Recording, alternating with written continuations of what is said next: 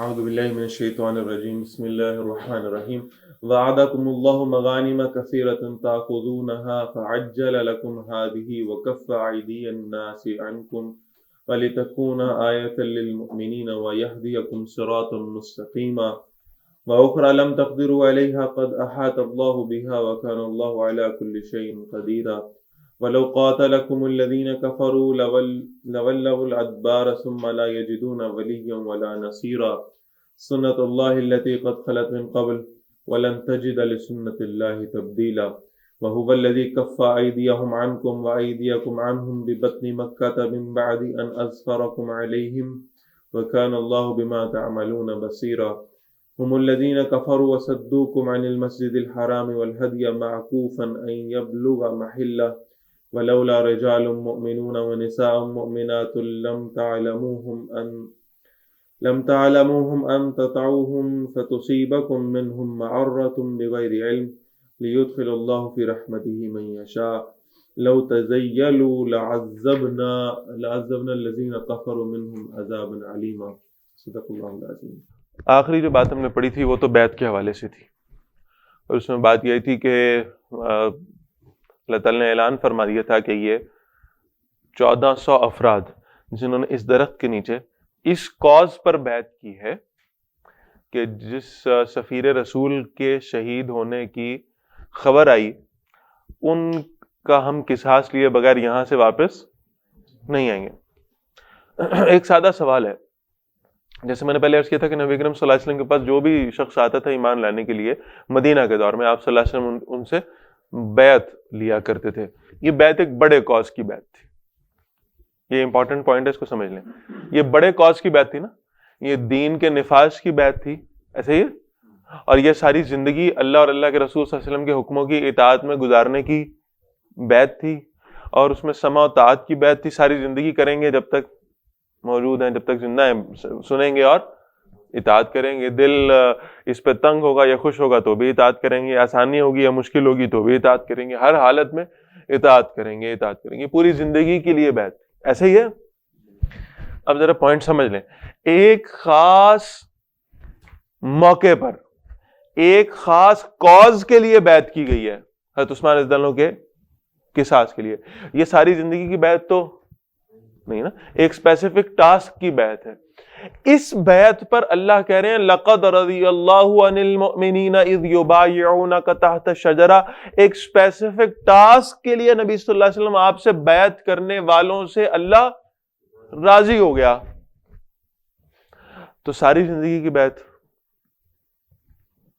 اس کا درجہ اس سے اونچا ہوگا نہیں ہوگا؟ زیادہ ہوگا۔ لہذا اس پر ذرا غور کرنے کی ضرورت ہے کہ وہ جو بیعت جہاد لی تھی رسول اللہ صلی اللہ علیہ وسلم نے، جس کا تعلق ساری زندگی کے لیے تھا، اس بیعت کے کرنے والوں کا اجر تو بہرحال بہت اونچا ہوگا، بہت زیادہ ہوگا۔ اچھا جی، اب آ رہے ہیں ہم آیت نمبر 20 پر۔ وَعَدَكُمُ اللَّهُ مَغَانِمَ كَثِيرَةً تَأْخُذُونَهَا۔ اللہ نے تم سے بہت ساری غنیمتوں کا وعدہ کر لیا ہے، تَأْخُذُونَهَا، کہ تم ان کو حاصل کر لو گے۔ فَأَجَّلَ لَكُمْ هَٰذِهِ، تو اس نے غنیمت میں تمہارے لیے جلدی فرما دی۔ وَكَفَّ أَيْدِيَ النَّاسِ عَنْكُمْ، اور لوگوں کے ہاتھ تم سے روک دیے۔ اچھا اب ذرا سمجھیں، یہ محسوس ہو رہا ہے کہ صلح حدیبیہ جانا یہ ہوئی ہے اور اس میں تھوڑا سا ہمیں کمپرومائز کرنا پڑا ہے اور ہمیں صلح کرنی پڑی ہے، حالانکہ ہمیں جنگ کی طرف جانا چاہیے تھا۔ سیدنا عمر رضی اللہ تعالیٰ عنہ کا بھی یہی موقف تھا نا کہ اس میں جو ہے ہمیں تھوڑا سا بیک اینڈ پہ آنا پڑا ہے، بیک فٹ پہ آنا پڑا ہے، تو یہ نہیں ہونا چاہیے تھا۔ تو اللہ تعالیٰ نے فرمایا کہ نہیں، اللہ تعالیٰ تمہیں بہت بڑی غنیمتیں دینا چاہ رہا ہے، اور وہ بہت بڑی غنیمت کیا ہے؟ یہاں غنیمت سے مراد صرف مال و دولت نہیں ہے، یہاں اصل بات یہ ہے کہ اللہ کا دین نافذ ہو جائے گا، اور فتح مکہ کے موقع پر عرب میں دین قائم ہو جائے گا۔ یہ اللہ تعالیٰ نے تمہارے لیے یہ فیصلہ فرما لیا ہے، اور اس میں اللہ نے تمہارے لیے جلدی فرمائی ہے۔ وہ جلدی ایسے فرمائی ہے کہ یہاں جو الفاظ آ رہے ہیں نا کہ وَكَفَّ أَيْدِيَ النَّاسِ عَنْكُمْ، تو تم سے اللہ نے لوگوں کے ہاتھوں کو روک دیا۔ اب یہ جنگیں چلتی رہتی ہیں تو اس بڑے مقصد کی طرف تیاری کا معاملہ شاید نہ ہو پاتا۔ ایک صلح ہوئی، ہاتھ روک دیے گئے ان کے، جنگیں ایک وقت کے لیے رک گئیں اور مسلمانوں کو اس بڑے ٹاسک کو پرفارم کرنے کے لیے تیاری کرنے کا موقع مل گیا. وار اسٹریٹجی کے اکارڈنگ آپ کبھی دیکھیں نا اس کو, تو ذرا آپ تھوڑا سا بیک فٹ پر آ کر اور اس کے بعد اپنی پوری طاقت مجتمع کر کے اور اس کے بعد پھر دشمن کے اوپر جا کر حملہ آور ہوتے ہیں تو اس کا نتیجہ زیادہ بہتر نکلتا ہے. تو اللہ تعالیٰ نے اس صلح کے ذریعے سے لوگوں کے ہاتھ تم پر روک دیے اور تمہیں ایک موقع فراہم کیا جس میں تم تیاری کر سکو اور پھر جو ہے وہ اللہ کے دین کو غالب کر سکو. وَلِتَكُونَ آیَةً لِّلْمُؤْمِنِينَ, اور یہ اس لیے کہ یہ نشانی بن جائے ایمان والوں کے لیے. وَيَهْدِيَكُمْ صِرَاطًا مُسْتَقِيمًا, اور اللہ تعالیٰ تمہیں سیدھے راستے پر چلا دے. وَأُخْرَى لَمْ تَقْدِرُوا عَلَيْهَا, اور وہ چیزیں, وہ غنیمتیں جن پر تم قدرت نہیں رکھتے تھے, قد احاط اللہ بہا, وہ ساری چیزیں اللہ ہی کی قدرت میں تھیں. اب بعض رات نے یہاں غنیمت سے پھر مراد لیا ہے کہ مال ہوگا, لیکن صحابہ رضوان اللہ علیہ مجمعین کو خدا نخواستہ کوئی مال کی حرص میں مبتلا تھے جو انہیں بار بار کہنا پڑ رہا ہے کہ نہیں نہیں تمہیں مال ملے گا اور اللہ کی قدرت میں ہے تو ملے گا. نہیں, ان کا اصل فوکس کس طرف تھا کہ دین غالب ہو جائے. فرمایا یہ تمہاری قدرت میں نہیں تھا, تم اس کی طاقت نہیں رکھتے تھے. اس کی طاقت کس کے پاس ہے؟ قد احاط اللہ بہا, یہ اللہ کے احاطے میں, اللہ کی قدرت میں, اللہ کی طاقت ہے کہ جب اللہ تعالیٰ چاہیں گے تو دین کو غالب کرا دیں گے. تمہارا کام کوشش کرنا ہے, محنت کرنا ہے, یہ کرتے رہو. وَكَانَ اللَّهُ عَلَىٰ كُلِّ شَيْءٍ قَدِيرًا, اور بے شک اللہ تعالیٰ ہر چیز پر قدرت رکھنے والے ہیں. اچھا پھر سمجھیں, یہ سوال بہت ہمارے ذہنوں میں اٹھتا ہے کہ ہم کہتے ہیں بھئی دین آئے گا اور غالب ہو جائے گا اور جو ہے اسلام نافذ ہو جائے گا اور سب ہو جائے گا, لیکن فی الوقت جو ہم حالات دیکھ رہے ہیں اس میں تو یہ نظر آتا محسوس گراؤنڈ ریئلٹیز تو خلاف ہے نا اس کے.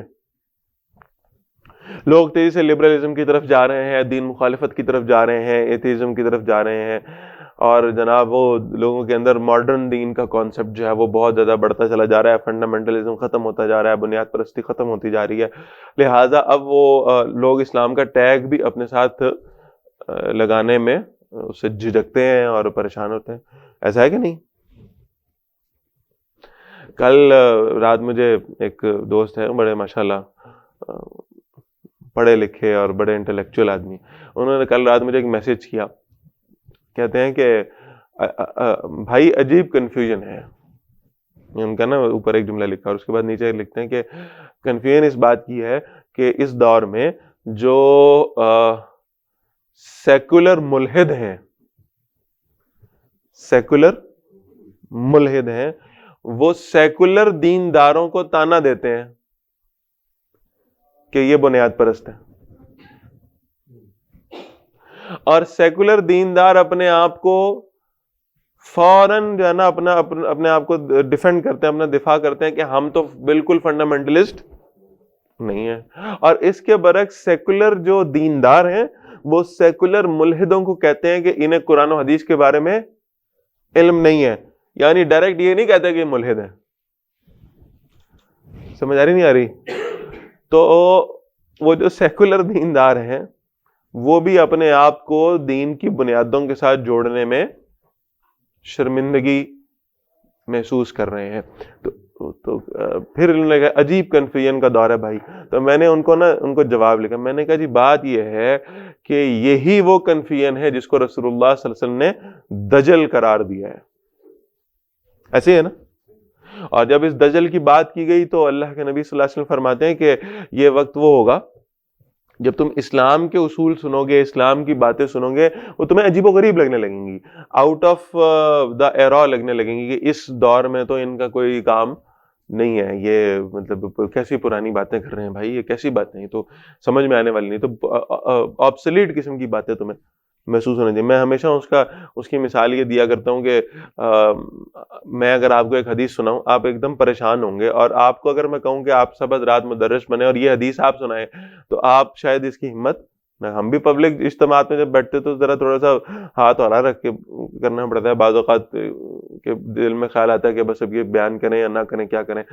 آپ دیکھیں حدیث کیسی, اللہ کے نبی صلی اللہ علیہ وسلم فرماتے ہیں زیادہ بچے پیدا کرنے والی عورتوں سے شادی کیا کرو, اس لیے کہ میں قیامت والے دن اپنی امت کی کثرت پر فخر کروں گا. اب آپ کی سنائیں حدیث. آپ کو معاشرے میں ڈنڈے نہ پڑے تو کہیے گا, تانے نہ ملے تو کہیے گا, لوگ کہیں گے کہ یار یہ کیسی عجیب و غریب بات ہے. اور بڑی عقل والی اور بڑی لاجیکل بات ہے, آج کے سارے جو ایجوکیشنسٹ ہیں وہ کیا کہتے ہیں, وہ کہتے ہیں بھائی جتنے کم بچے ہوں گے اتنی ماں باپ کی توجہ اور کنسنٹریشن ان بچوں پر زیادہ ہوگی, ان کی تربیت اچھی ہوگی. ہیں کم بچے خوشحال کرانا, آپ گھوڑا یاد ہے. وسائل کم ہو رہے ہیں, آبادی تیزی سے بڑھ رہی ہے, لہٰذا آبادی کو کنٹرول میں کیا جائے, یہ بھی لاجیکل بات ہے. اور پھر یہ بھی لاجیکل بات ہے کہ اگر آپ کے 2 بچے ہیں تو آپ ان کو زیادہ توجہ دے سکتے ہیں, اور اگر انہیں ماں باپ کے 20 بچے ہو گئے یا 10 بچے ہو گئے تو ان پہ توجہ دینا مطلب ممکن سے مراد یہ نا پر ہیڈ توجہ آپ کی وہ ڈیوائڈ ہوتی جا رہی ہے, تو زیادہ لوگوں میں ڈیوائڈ ہوگی تو پر ہیڈ کم آئے گی. ایسا ہے نہیں ہے, وسائل بھی پر ہیڈ کم آئیں گے. اب یہ ساری بڑی لاجیکل بات ہے, لیکن حدیث رسول کچھ اور کہہ رہی. اب یہ بات آپ کریں گے تو یہ عجیب محسوس ہوگی, آبسلیٹ محسوس ہوگی کہ یہ کیسی بات ہے. تو دین کی باتیں عجیب لگنا شروع ہو جائیں گی, آبسلیٹ لگنا. یہی دجل ہے. اس دجل کے دور میں آپ کہیں کہ وہ بہت سارے لوگ ایسے ہیں, اکثریت بلکہ ایسی ہے جو دین سے دوری پر گامزن ہے اور دین کی طرف ان کا کوئی رجحان نہیں ہے. تو ان کا کیا علاج کیا جائے؟ اور یہ اگر اس دور میں ہم بات کرتے ہیں کہ دین غالب آئے گا تو کہاں سے آئے گا بھائی؟ چار مولوی نہیں ہے, اور جو ہے بھی ہیں ان کو بھی یہ خیال نہیں ہے کہ دین کو غالب ہونا چاہیے. لہٰذا اس قسم کے سیکولر دینداروں کی موجودگی میں دین غالب کون کرے گا؟ یہ محسوس نہیں ہوتا. ایسے ہی لیکن ان ساری باتوں کا جواب اللہ تعالیٰ نے ایک جملے میں دے دیا ہے, اور وہ کیا ہے؟ وَكَانَ اللَّهُ عَلَىٰ كُلِّ شَيْءٍ قَدِيرًا. اللہ تعالیٰ ہر چیز پر قدرت رکھنے والے. جب اللہ نے فیصلہ کر لیا کہ یہ وہ وقت ہے کہ جب میرا دین غالب ہونا ہے تو اللہ تعالیٰ اس کو غالب کر دیں. وہ کیسے ہوگا یہ ہمیں نہیں پتا, کس کو اللہ چنیں گے, کیسے اللہ تعالیٰ کریں گے, اللہ کو پتا ہے. ہم نے تو اس وقت تک اپنی پوری کوششیں اس کام کے لیے وقف کر دینی کہ بھائی ہم یہ کام کر رہے ہیں. ہم وہ بھی اس لیے کہ دنیا میں دین غالب ہو یا نہ ہو وہ تو اللہ ہی چاہیں گے جب ہوگا, لیکن ہم نے یہ کرنا ہے اس لیے کرنا ہے کہ ہم جب قیامت والے دن اللہ کے سامنے حاضر ہوں تو ہم کہیں یا اللہ ہم اپنی پوری زندگی اس کام میں لگائیں. اس کو غالب کر دینا تو ہمارا کام نہیں ہے نا, ہمارا کام تو اس کو غالب کرنے کی کوشش کرنا. جب اللہ تعالیٰ کی ابھی بالکل میں اس کا جواب ایسے دے دیتا ہوں. کل بھی امیر محترم تشریف لائے تھے تو بعض رات نے سوال کیا, مجھے حیرانی ہو رہی تھی کہ ہمارا تو یہ سوال کرنا بنتا ہی نہیں ہے. ہم کس لیے کر رہے ہیں بھائی؟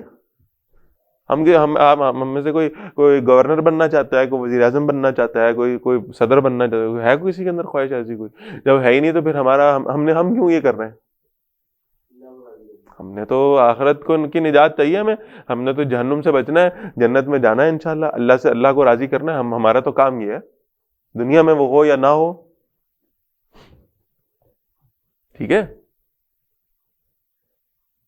اور یہ سوال میں اس مجلس میں موجود تھا جب ڈاکٹر صاحب رحمہ اللہ سے یہ سوال پوچھا گیا, تو مفتی صاحب نے کہا کہ ڈاکٹر صاحب بات یہ ہے کہ محسوس تو نہیں ہوتا جو حالات چل رہے ہیں اور جو لوگ جس کی لوگوں کی اکثریت جس طرف گامزن ہے, تو کیسے محسوس ہوتا ہے؟ دین کی طرف لوگ آ ہی نہیں رہے, ہم بلاتے تھک جاتے ہیں لیکن لوگ نہیں آتے ہیں, اور جو آتے ہیں وہ کام نہیں کرتے, تو کیسے دین غالب ہوگا؟ ممکن نہیں محسوس ہوتا. تو بڑا خوبصورت جواب ہے استاد جی نے عنایت فرمایا. کہتے ہیں کہ میں آپ کو لے کر چلتا ہوں اس وقت میں جب رسول اللہ صلی اللہ علیہ وسلم مکہ سے ہجرت کر کے مدینہ جا رہے ہیں, اور کس کنڈیشن میں جا رہے ہیں؟ ساتھ سیدنا ابوبکر ہیں رضی اللہ تعالیٰ, اور جو ہے نا وہ چھپ کر نکل رہے ہیں رات کے وقت میں, اور یعنی پیچھے سے ڈیوٹی لگائی ہے عامر بن فہرہ رضی اللہ تعالیٰ کی کہ روٹی وہ لے کر آئیں اور حضرت اسماء روٹی لے کر آئیں اور یہ راستہ دکھائیں. یہ ترتیب بنی ہوئی ہے, اور پیچھے مڑ کر نبی اکرم صلی اللہ علیہ وسلم بار بار دیکھ رہے ہیں اور کہہ رہے ہیں کہ میرے وطن میں تجھے چھوڑنا نہیں چاہتا تھا لیکن تیرے بیٹوں نے مجھے یہاں رہنے نہیں دیا. اس کیفیت میں رات کے اندھیرے میں نکلنا پڑ رہا ہے. کیا اس وقت آپ اگر ساتھ ہوں, یعنی اس ماحول میں, اس تخیل میں اپنے آپ کو لے کر جائیں, اور آپ سے اس وقت کوئی کہے کہ کتنے بندے نکل رہے ہیں, کتنے لوگ ہیں؟ 2 لوگ ہیں نا, عامر بن فہرہ کاؤنٹ کر لیں تو 3 ہو گئے. یہ 2-3 لوگ 4 لوگ نکل رہے ہیں مکہ سے رات کے اندھیرے میں چھپ کے, ایسے ہی. اور اس حالت میں نکل رہے ہیں کہ نبی کریم صلی اللہ علیہ وسلم کے گھر کے باہر وہ تلوار والے کھڑے ہوئے لوگ لڑکے، اور سارے جو مشٹنڈے تھے مکہ کے، اور وہ ارادہ وہ یہ رکھتے ہیں کہ نبی کریم صلی اللہ علیہ وسلم باہر آئیں گے تو قتل کر دیں گے، باہر نکلنے کا بھی راستہ نہیں ہے گھر سے۔ اور اب پھر بتایا جاتا ہے کہ سورہ یاسین پڑھنا شروع کریں، اس کی تلاوت کرتے ہوئے ان کے درمیان میں سے نکل جائیں تو ان کو نظر نہیں آئیں گی، کیونکہ ان کو نظر آ گئے تو یہ کیا کریں گے؟ قتل کر دیں گے۔ اس حالت میں نکلنا پڑ رہا ہے۔ اس وقت اگر کوئی کہے کہ دروازے کے باہر مشٹنڈے کھڑے تلواریں لے کر، اور حضرت ابوبکر رضی اللہ عنہ کو ساتھ لے کر اور نکلنا ہے، اور رات میں نکلنا ہے اندھیرے میں تاکہ کسی کو معلوم نہ ہو سکے، اس وقت اگر کوئی کہے کہ آفٹر اونلی 10 ایئرس آپ مکہ میں داخل ہوں گے 10,000 کا لشکر لے کر، پچھلے 10 سالوں میں 100 آدمی مسلمان ہوئے ہیں مشکل سے، اگلے 10 سال میں 10,000 کا لشکر آپ کے ساتھ مکہ میں داخل ہوگا، کوئی بلیو کر سکتا تھا؟ نبی اکرم صلی اللہ علیہ وسلم کا تو معاملہ اور ہے، آپ صلی اللہ علیہ وسلم کے ایمان کی کیفیت تو اور ہے، لیکن اگر صحابہ میں سے بھی کسی کو بتایا جاتا نا جی کہ اگلے 10 سال بعد یہ، تو صدیق اکبر رضی اللہ عنہ شاید وہ ہوتے جو کہتے جی حضور نے فرما دیا تو یہ ہوگا، ورنہ ممکن نہیں لگتا۔ لیکن یہ ہوا کہ نہیں ہوا؟ صرف 10 سال کے بعد 10,000 کا لشکر لے کر رسول اللہ صلی اللہ علیہ وسلم مکہ میں آئے، اس لیے کہ ٹائم آ گیا تھا، وقت آ گیا تھا، اللہ تعالیٰ نے فیصلہ فرما لیا تھا کہ یہ وقت ہے اب، اور اس میں میں نے آپ کو یہ فتح، یہ غلبہ نصیب کرنا ہے۔ وَكَانَ اللَّهُ عَلَىٰ كُلِّ شَيْءٍ قَدِيرًا، تو اللہ کی قدرت پہ بھروسہ رکھیں اور بس اپنی قدرت کے مطابق، اپنی جو استطاعت کے مطابق اس کام میں اپنی جدوجہد کرتے رہیں۔ وَأُخْرَىٰ لَمْ تَقْدِرُوا، یہ تو ہو گیا، وَلَوْ قَاتَلَكُمُ الَّذِينَ كَفَرُوا، اگر کافر تم سے لڑتے، لَوَلَّوُا الْأَدْبَارَ، تو یہ پیٹ پھیر کر بھاگ جاتے ہیں، ثم لا یجدون ولیا ولا نصیرا، اور پھر یہ کسی کو نہ دوست پاتے اور نہ مددگار پاتے ہیں۔ سنت اللہ التی قد خلت من قبل، یہی اللہ کی سنت ہے، یہی اللہ کا طریقہ ہے جو پہلے سے چلتا چلا آ رہا ہے۔ ولن تجد لسنت اللہ تبدیلا، اور تم اللہ کی عادت کو کبھی بدلتا ہوا نہیں پاؤ گے۔ یعنی اب اگر مسلمان قوت ایمانی سے سرشار ہو کر میدان میں آ جائیں، ایمان کی قوت ہو ان کے پاس، اللہ پر توکل رکھتے ہو، تو اسباب کتنے ہی کم کیوں نہ ہوں اور سامنے والا کتنا ہی طاقتور کیوں نہ ہو، اللہ پر، اب یہ ایمان نہ ہے اللہ پر اور یہ اللہ پر توکل رکھتے ہوئے میدان میں آ کے کھڑے ہو گئے، تو پھر اللہ تعالیٰ کی سنت کیا ہے کہ اللہ تعالیٰ نے ان کافروں کے دل میں اس قلیل سی تعداد کا، اس بے سر و سامان لشکر کا رعب پیدا کرنا ہی کرنا ہے۔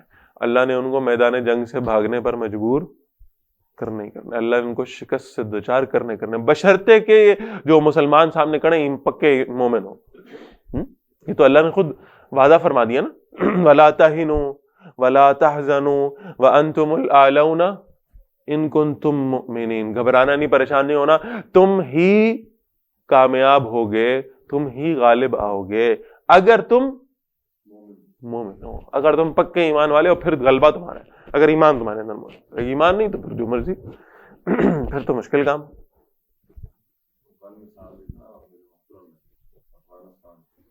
ہاں وہی بات ہے، بلکہ آپ شاید چلے گئے تھے، اس کے بعد دوبارہ ہم ان کے ساتھ بیٹھے ہیں تو اس میں بھی وہ فرما رہے تھے کہ طاقت کا اتنا امبیلنس کبھی نہیں ہوا، تاریخ اٹھا لیں آپ، اتنا امبیلنس، 27 ملکوں کی فوجیں، ساری ٹیکنالوجی، اور سامنے کیا ہے، یہ کون ہے اور کیا ہے ان کے پاس؟ کچھ بھی نہیں۔ لیکن اللہ کی سنت یہی ہے، ایمان ہوگا اور اللہ پر توکل ہوگا تو کچھ بھی آدمی نہ ہوگا، اللہ تعالیٰ تمہیں غالب کر دے، ٹھیک ہے۔ وَهُوَ الَّذِي كَفَّ أَيْدِيَهُمْ عَنْكُمْ وَأَيْدِيَكُمْ عَنْهُمْ، وہی ہے جس نے ان کافروں پر تمہارے ہاتھوں کو روکے رکھا، وَأَيْدِيَكُمْ عَنْهُمْ، اور تمہارے ہاتھوں کو ان پر روکے رکھا، بِبَطْنِ مکہ تھا، مکہ کی وادی میں، مِن بَعْدِ أَنْ أَظْفَرَكُمْ عَلَيْهِمْ، اس کے بعد کہ تم ان پر فتح یاب ہو گئے، تمہیں فتح نصیب ہو گئی، اس کے بعد اللہ نے تمہارے ہاتھوں کو روکے رکھا۔ ایک تو یہ ہے کہ وہ مشرکین ہیں اور کافر ہیں اور وہ جواب دے سکتے ہیں، لڑائی کر سکتے ہیں، تو اللہ تعالیٰ نے ان کے ہاتھ بھی روک دی۔ اور پھر ظاہر ہے فاتحین کا معاملہ ہمیشہ سے تاریخ میں یہ رہا ہے کہ یہ جب بھی کہیں پہ کچھ فتح کرتے ہیں اور پھر وہاں داخل ہوتے ہیں تو یہ کھوپڑیوں کے مینار بنا دیتے ہیں، ایسے ہی ہے نا, تخت و تاراج کر دیتے, تباہی مچاتے. اللہ کے رسول صلی اللہ علیہ وسلم کا معاملہ یہ نہیں تھا. فتح مکہ کے موقع پر جب آپ صلی اللہ علیہ وسلم مکہ میں داخل ہو رہے ہیں تو آپ صلی اللہ علیہ وسلم کا جو چہرہ مبارک ہے وہ جھکا ہوا ہے اور بالکل اپنی سواری کے قریب پہنچ گیا ہوا ہے. اتنا مطلب جھکاؤ ہے اس میں, اتنا عجز ہے اور اتنی انکساری ہے, اور آپ صلی اللہ علیہ وسلم اللہ کا شکر ادا کر رہے ہیں جس اللہ نے جو ہے نا یہ کیفیت عطا فرمائی.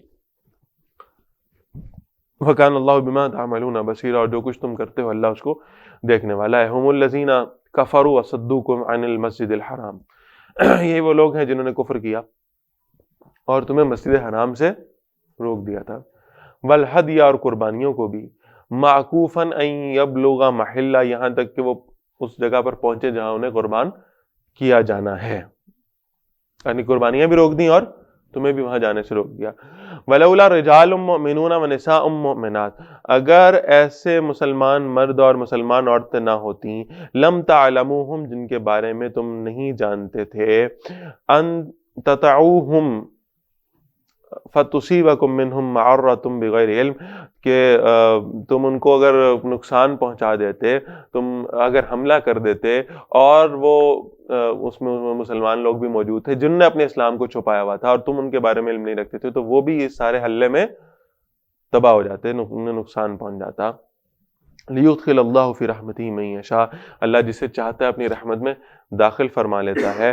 لو تزیلوا لعذبنا الذین کفروا منہم عذابا علیما, ہاں اگر یہ دونوں الگ الگ ہو جاتے تو پھر اللہ تعالیٰ کافروں کو بڑا دردناک عذاب دیتا. یعنی ابھی ان کے اندر مسلمان موجود تھے, انہوں نے اپنے اسلام کو ظاہر نہیں کیا تھا, لیکن بڑے پکے مومن موجود تھے. لہٰذا اگر ایسا نہ ہوتا, اور آپ دیکھیے کہ اس میں بہت سارے لوگ ایسے ہیں, فتح مکہ ہی کے موقع پر اگر آپ لے لیں تو نبی اکرم صلی اللہ علیہ وسلم کا اپنا آبائی گھر وہاں مکہ میں موجود ہے یا نہیں ہے نا, اور آپ صلی اللہ علیہ وسلم کے چچا عباس بھی وہیں پہ ہیں رضی اللہ تعالیٰ عنہ, ان کا گھر بھی وہاں موجود ہے. نبی اکرم صلی اللہ علیہ وسلم نے یہ نہیں فرمایا کہ جو میرے چاچے کے گھر چلا گیا اس کو امان ہے, بلکہ آپ صلی اللہ علیہ وسلم نے فرمایا جس نے بیت اللہ میں پناہ لی اس کو بھی امان, اور جس نے ابو سفیان کے گھر پناہ لی اس کو بھی امان. ابو سفیان رضی اللہ عنہ اس وقت ایمان نہیں لائے تھے, تو یہ کیفیت دی ہے, اور پھر وہ آئے اور انہوں نے آ کر اسلام قبول کیا. اور پھر آپ اندازہ لگائیے کہ ابو سفیان رضی اللہ عنہ اس وقت اگر یہ پامال کر دی جاتی نا پوری بستی مکہ کی جا سکتی تھی, فاتحین ایسے ہی کرتے ہیں عموماً تاریخ میں, لیکن اگر یہ کر دی جاتی تو اتنے ہیرے قسم کے لوگ جو ہیں وہاں سے اسلام کے لیے مہیا نہ ہو پاتے. مثال کے طور پہ سیدنا ابو سفیان رضی اللہ تعالیٰ عنہ یہ بھی جو ہے فتح مکہ کے موقع پر ایمان ہے. اسی طرح آپ یہ سمجھیں کہ ایک صحابی ہیں ہمارے لیے بہت قابل احترام ہیں, اور ان کی جوتیوں کی خاک جو ہے وہ ہماری آنکھوں کا سرما ہے, اس میں کوئی شک نہیں ہے, اس لیے کہ صحابی ہیں, لیکن ان کا نام ہے وحشی. یہ کون تھے؟ حضرت حمزہ رضی اللہ تعالیٰ عنہ کو شہید کیا تھا انہوں نے ہندا کے کہنے پر, اور اس کے بعد کیا کیا تھا, لاش کو مسخ بھی کیا تھا, اور اس کے بعد پھر کلیجہ نکالا تھا, اور وہ کلیجہ حضرت حمزہ کا نکال کے ہندا کو دیا تھا جس نے اسے چبایا بھی تھا. اب آپ اندازہ کریں کہ اس فتح مکہ کے موقع پہ کیا ہوا ہے, ابو سفیان رضی اللہ عنہ بھی ایمان لائے, ہندا بھی ایمان لائیں رضی اللہ تعالیٰ عنہ, اب ہمارے لیے قابل احترام ہے, صحابیاں ہیں, اللہ نے ان کو ان کے پچھلی باتوں پہ معاف کر دیا, تو ہم کون ہوتے ہیں سوال کرنے والے بھائی, ایسے ہے نا. حضرت ہندا رضی اللہ تعالیٰ عنہا رشتے میں رسول اللہ صلی اللہ علیہ وسلم کی پھنس گئے, رشتے میں ساس لگتی ہیں, تمہیں حبیبہ رضی اللہ تعالیٰ عنہ کی والدہ ہیں, ٹھیک ہے. جو پچھلی زندگی میں ان کے ساتھ معاملہ ہوا بہر اللہ تعالیٰ نے معاف کر دیا, اللہ کے رسول نے معاف کر دیا صلی اللہ علیہ وسلم, اس لیے صحابی ہیں. یہی معاملہ حضرت وحشی کا بھی ہے رضی اللہ تعالیٰ عنہ. اور یہ ذہن میں رکھیے گا کہ یہ جو حضرت حمزہ کا واقعہ حضرت وحشی کے ہاتھوں ہوا ہے اس پر وہ بڑے پشیمان تھے, بعد میں ہم ساری زندگی رہے. یہ روایت آتی ہے کہ رسول اللہ صلی اللہ علیہ وسلم نے حضرت وحشی کو کہا تھا کہ بھائی تو اللہ نے تمہیں معاف کر دیا, بس تم میری مجلس میں ذرا جو ہے نا وہ ایک طرف ہو کر بیٹھا کرو, چہرہ موڑ کر بیٹھا کرو, کہ مجھے اپنے چچا کی یاد آتی ہے. لیکن بعض محدثین نے اس پہ کلام کیا ہے کہ جب اللہ اور اللہ کے نبی صلی اللہ علیہ وسلم نے معاف کر دیا تو ایسا نہیں ہو سکتا کہ آپ صلی اللہ علیہ وسلم نے دل میں کسی کے لیے گرج رکھیں اور وہ کیفیت رکھیں. تو اس لیے یہ روایت جو ہے نا اس کے بارے میں اس میں ضعف پایا جاتا ہے. بہرحال لیکن آپ دیکھیں کہ ان وحشی سے کام کیا لیا, نہیں ساری زندگی وہ انہیں لوگوں کو کہتے رہے کہ میرے لیے دعا کیا کرو، مجھ سے نا حمزہ کا قتل بڑا ایک وہ ہوا ہے اور مجھے نا اس پہ بڑی پشیمانی، اللہ تعالیٰ نا مجھے اسے کمپنسیٹ کرنے کی توفیق عطا فرما دے۔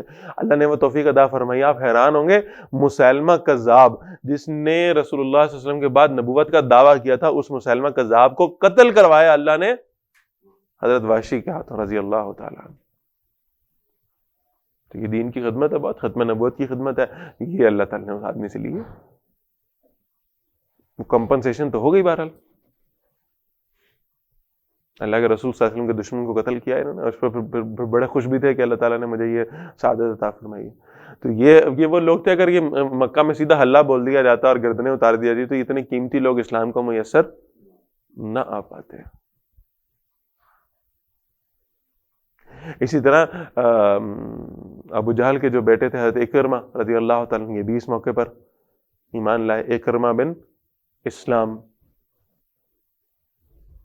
ویسے تو اکرمہ بن عمر بن حشام ان کا نام تھا، لیکن جب انہیں اکرمہ بن ابو جہل کہا گیا، کسی نے کہا اکرمہ بن ابی جہل ہے، تو رسول اللہ صلی اللہ علیہ وسلم کے پاس آئے اور انہوں نے عرض کیا کہ میں نہیں چاہتا میرے باپ کا نام میرے نام کے ساتھ لگے، آپ مسلمانوں کو حکم دیں آج کے بعد مجھے اکرمہ بن اسلام کہا جائے، میرا یہ نام رکھ دیں ہم۔ یہ بھی اسی موقع پر ایمان لائے، ان کی اہلیہ بھی اسی موقع پر، بہت سارے لوگ تو بڑی طویل فہرست۔ فرمائے جعل الذین کفروا فی قلوبہم الحمیۃ حمیۃ الجاہلیہ، جب کافروں نے اپنے دل میں ایک ضد پکڑ لی، حمیت پکڑ لی، حمیۃ الجاہلیہ، یہ جاہلیت کی ضد تھی۔ ساری چیزیں واضح نظر آ رہی ہیں، سمجھ بھی آ رہی ہیں، لیکن آگے بڑھنے کو تیار نہیں ہے، حق کو قبول کرنے کو تیار نہیں ہے، اپنی کسی دنیاوی مفادات کی وجہ سے یا اپنی قبائلی عصبیتوں کی وجہ سے وہ حق کو جانتے سمجھتے بوجھتے ہوئے بھی اسے قبول کرنے پر رضامند نہیں ہے، اس حمیت جاہلیت میں مبتلا ہے، اس قبائلی عصبیت میں مبتلا ہے۔ فرمایا فَأَنزَلَ اللَّهُ السَّكِينَةَ عَلَى رَسُولِهِ، تو اللہ تعالیٰ نے سکونت نازل فرمائی، تسکین نازل فرمائی اپنے نبی کی طرف، وَعَلَى الْمُؤْمِنِينَ، اور ایمان والوں پر بھی، وَأَلْزَمَهُمْ كَلِمَةَ التَّقْوَى، اور اللہ تعالیٰ نے ان کو تقوی کو ان پر لازم کر دیا، تقوی کے کلمے پر ان کو ثابت قدمی عطا فرما دی، صحابہ کی بات ہو رہی ہے، وَكَانُوا أَحَقَّ بِهَا وَأَهْلَهَا، اور وہ اسی کے مستحق اور اسی کے اہل تھے۔ جن لوگوں کے نے ظاہر آگے بڑھ کر ایمان لائے ہیں جو، اور جنہوں نے یعنی دعوت حق کو قبول کر لیا ہے، ان کا تو بہرحال حق ہے کہ اللہ تعالیٰ ان کو ثابت قدمی عطا فرما دے، اور جو سب چیزیں سامنے دیکھ کر بھی وہ آگے بڑھنے کو تیار نہیں ہے اور حق کو قبول کرنے کو تیار نہیں ہے، ان کے لیے پھر گمراہی کا راستہ ہے۔ وَكَانَ اللَّهُ بِكُلِّ شَيْءٍ عَلِيمًا، اور اللہ تعالیٰ ہر چیز سے خبردار ہے۔ لَقَدْ صَدَقَ اللَّهُ رَسُولُهُ الرُّؤْيَا بِالْحَقِّ، بے شک اللہ نے اپنے نبی کے خواب کو سچا کر دکھایا، حق کر دکھایا۔ وہ خواب کیا تھا؟ میں نے عرض کیا تھا کہ نبی اکرم صلی اللہ علیہ وسلم نے خواب یہ دیکھا تھا کہ اپنے ساتھیوں کے ہمراہ عمرے کی حالت میں عمرہ کر رہے ہیں حرام کی حالت میں، تو وہ خواب اب بعض حضرات کو یہ خیال آیا کہ خواب تو دیکھا تھا نبی اکرم صلی اللہ علیہ وسلم نے، لیکن یہاں تو نہیں جا سکے عمرے کے لیے، اور صلح حدیبیہ ہو گئی اور وہاں سے ہی حدیبیہ کے مقام سے واپس آنا پڑا۔ تو اللہ تعالیٰ نے فرمایا اللہ نے اس خواب کو سچ کرنا، کسی کے ذہن میں گمان نہ آنے پائے کہ نبی اکرم صلی اللہ علیہ وسلم نے خواب دیکھا اور پورا نہیں ہوا۔ فرمایا لَتَدْخُلُنَّ الْمَسْجِدَ الْحَرَامَ إِن شَاءَ اللَّهُ آمِنِينَ، آپ اللہ نے چاہا تو مسجد حرام میں آپ لازماً داخل ہوں گے۔ میں پہلے بھی عرض کر چکا ہوں، لَتَدْخُلُنَّ، لام زبر آ جائے شروع میں لفظ کے فعل کے اور آخر میں نون شد کے نون مشدد آ جائے، یہ تاکید کا، یہ زور پیدا کرنے کا سب سے زیادہ بھرپور انداز ہے۔ لَتَدْخُلُنَّ الْمَسْجِدَ الْحَرَامَ، تم لازمی مسجد حرام میں داخل ہوگے انشاءاللہ، اور جب اللہ نے چاہا، آمینین، امن کے ساتھ، محلقین رؤوسکم، اپنے بالوں کو ادھر اپنے سروں کو صاف کرا کے، بال منڈوا کے، ومقصرین، اور بال قصر کہتے ہیں کم کو، بال کم کرا گیا، یعنی اس کا مطلب یہ ہے کہ یہ جب آپ اللہ تعالیٰ ہم سب کو لے جائے اور اللہ تعالیٰ ہمیں وہ سفر کرائے جو خوبصورت ترین دنیا کا سفر ہے، تو بہرحال یہ سمجھیں کہ وہاں بال منڈوائے بھی جا سکتے ہیں، زیادہ اس میں پسندیدہ بات ہے، اور یہ ہے کہ کم بھی کروائے جا سکتے ہیں، لیکن کم کروانے کے بارے میں جو فقہاء حناف کا خیال ہے وہ غالباً یہ ہے کہ کم از کم 2/3 بال جو ہیں وہ کٹوا دیے جائیں. ٹھیک ہے, 1/3 باقی رہ جائیں, لیکن سب سے زیادہ افضل بات یہ ہے کہ منڈوا دیے جائیں, ختم کرا دیں. ٹھیک ہے. لا تخافون, تمہیں کسی طرح کا خوف نہیں ہوگا. فعلم ما لم تعلموا, تو جو بات تمہیں نہیں معلوم اللہ کے علم میں ہے. فجعل من دون ذلك فتحا قریبا, تو اللہ تعالیٰ نے پہلے ہی بہت جلدی تمہیں فتح نصیب فرما دیا. اس کا مطلب یہ تھا کہ خواب تو آیا تھا رسول اللہ صلی اللہ علیہ وسلم کو, اور خواب یہ آیا تھا کہ عمرہ کریں گے اور احرام کی حالت میں اور اپنے ساتھی ساتھ ہوں گے, لیکن یہ تو نہیں تھا کہ اسی سال کریں گے. لہٰذا اگلے سال یہ عمرہ ہوا ہے جسے عمرۃ القضاء کہتے ہیں. اگلے سال آپ صلی اللہ علیہ وسلم نے عمرہ فرمایا اپنے ساتھیوں کے ساتھ جا کر. ان کے ساتھ بھی یہی بات طے ہوئی تھی نا کہ آپ اگلے سال آ جائیں, اس سال نہیں کرنے دیں گے. تو اگلے سال آپ صلی اللہ علیہ وسلم نے ساتھیوں کے ساتھ گئے اور عمرۃ القضاء ادا فرمائی. آیت نمبر 27 تک ہو گیا. آگے جو آخری آیات ہیں یہ بہت زیادہ امپورٹنٹ. هو الذی ارسل رسولہ بالہدی ودین الحق لیظہرہ علی الدین کلہ وکفی باللہ شہیدا. بہت تفصیل سے الحمدللہ یہ آیت ہم نے سورہ صف میں پڑھ لی, پھر بھی میں ایک دفعہ دوبارہ اس کا مختصر اوور ویو آپ کو دیتا ہوں. هو الذی, وہی اللہ ہے, ارسل رسولہ, جس نے اپنے رسول کو بھیجا, بالہدا, الہدا دے کر, قرآن مجید دے کر, والدین الحق, اور حق کا دین دے کر. اس کا مطلب ہے, اس وقت بھی میں نے عرض کیا تھا کہ 2-3 باتیں اس میں اہم ہیں جن کو نوٹ کرنے کی ضرورت ہے. پہلی بات تو یہ کہ الہدا قرار دیا گیا قرآن مجید نمبر 1. دوسری بات یہ ہے کہ الہدا و دین الحق کہا گیا. اس کا مطلب یہ ہے کہ بتا دیا گیا کہ صرف قرآن ہی دین نہیں ہے, بلکہ دین کے مصادر قرآن مجید کے علاوہ بھی ہیں. قرآن مجید بھی دین کا مصدر ہے, لیکن صرف قرآن مجید دین کا سورس نہیں ہے, بلکہ سنت بھی ہے, اس کے بعد اجماع بھی ہے اور قیاس بھی ہے. یہ دے کر بھیجا ہے رسول اللہ صلی اللہ علیہ وسلم کو, لیظہرہ علی الدین کلہ. اور مقصد کیا ہے رسول اللہ صلی اللہ علیہ وسلم کے دنیا میں تشریف لانے کا؟ اور وہ یہ ہے کہ دین کو تمام ادیان پر, کل, ہر جگہ پر, کل پر غالب کر دیا جائے, اللہ کے دین کو غالب کر دیا جائے. اچھا, ایک بات تو یہ سمجھ لیں کہ یہ فطری بات ہے, فطری بات ہے. زمین اللہ کی ہے, حکم بھی اللہ کا چلے گا. کبھی آپ سوچیں کہ ایک ان نون آدمی جس کا کوئی تعلق نہیں ہے آپ کے گھر کا کنڈا کھڑکاتا ہے اور وہ بیل بجاتا ہے, اور وہ آ کر کہتا ہے جی آپ کے گھر کے اندر گھس جائے اور کہے کہ جی یہ کام جو ہے نا اس کو ایسے کریں. آپ پہلا سوال اس سے کیا کریں گے؟ تو ماما لگتا ہے؟ میرا گھر ہے بھائی, میرا گھر ہے نا, میری زمین ہے, میں نے گھر بنایا ہے, میری, میں اس کا سرور, میں جو مرضی کروں. تو کون ہوتا کہنے والا؟ تیری کیا حیثیت اور اوقات؟ اس زمین کا مالک اللہ ہے, یہاں حکم اس کا چلنا ہے, قانون اس کا چلنا ہے. ہم میں سے کوئی باہر سے اٹھ کے چلنے والا اگر کہ نہیں ایسے نہیں ایسے ہونا چاہیے, ہماری 51% میجورٹی کہہ دے ایسے نہیں ایسے ہونا چاہیے, تو یہ زمین کے اوپر لاگو نہیں ہوگا. ہمیں کیا بنا کے بھیجا گیا تھا؟ اللہ نے جب انسان کو دنیا میں بھیجنے کا ارادہ فرمایا اور اس کا پہلا اعلان فرمایا ہے نا, تو اس میں کیا فرشتوں کو کیا کہا تھا؟ انی جاعل فی الارض خلیفہ. میں کیا بنا کے بھیج رہا ہوں؟ خلیفہ. خلیفہ کون ہے؟ وائسرائے ہے, ٹھیک ہے نا, حکومت ملکہ برطانیہ کی, اور وائسرائے کیا کر رہا ہے؟ وہ اس کے قانون کو یہاں امپلیمنٹ کر رہا ہے. انی جاعل فی الارض خلیفہ, میں دنیا میں اپنا خلیفہ بھیجنے لگا ہوں, حکم میں دوں گا, اس کا کام کیا ہوگا؟ نافذ کرنا, امپلیمنٹ کرنا. یہ خود حاکم نہیں ہوگا, حاکم اللہ کی ذات ہے. اسی لیے اللہ نے اپنی صفات میں الحاکم کی صفت کو شامل کیا ہے. حکومت اللہ کی ہے. وہ جو استاد جی شعر سنا کرتے تھے کہ سروری زیبا فقط اس ذات بے ہمتا کو, حکمراں ہے ایک وہی, باقی بتانے آزری. آزر وہ ابراہیم علیہ السلام کے والد چچا کا نام ہے, یہ ان کے گھڑے ہوئے بت ہیں, باقی سارے حکمرانی صرف اور صرف اللہ کے لیے ہے. حکمراں ہے ایک وہی, باقی بتانے آزری. تو وہ اللہ کی حکومت قائم کرنی, اللہ کی زمین پر اللہ کی حکومت کے قیام کے لیے کوشش کرنی, یہ کام. اقبال, علامہ اقبال رحمہ اللہ. اچھا, اب اس میں ذرا ایک بات سمجھ لیں. یہ بہت سال پہلے ایک صاحب مجھے ٹکرے, انہوں نے یعنی ایک نوجوان آدمی تھا، وہ آیا میرے درس میں کافی دفعہ، اس کے بعد مجھے کہا جی میں نے آپ سے کسی کو ملوانا ہے، کوئی صاحب ہیں بڑا ان کا درجہ ہے، وہ آپ سے ملنا چاہ رہے ہیں، آپ کو جانتے ہیں؟ میں نے کہا میں تو نہیں جانتا جو نام تم لے رہے ہو، لیکن آپ کو جانتے ہیں تو آپ کو ملاقات کر لیں اور یہ اور وہ. ٹھیک ہے، مجھے نہیں پتا وہ کون آدمی، میں جانتے ہی نہیں تھا. اس کے بقول وہ مجھے جانتا تھا اچھی طرح. اچھا بہرحال تو خیر وہ ملاقات کا وقت طے ہو گیا، سب کچھ ہو گیا، اور وہاں میں پہنچ گیا مقررہ وقت کے اوپر، اور بھی 2-3 حضرات بیٹھے ہوئے تھے، میرے بھی 1-2 ساتھی ساتھ تھے جیسے عموماً ہوتا ہے، اور ان کے بھی 1-2 ساتھی وہاں بیٹھے.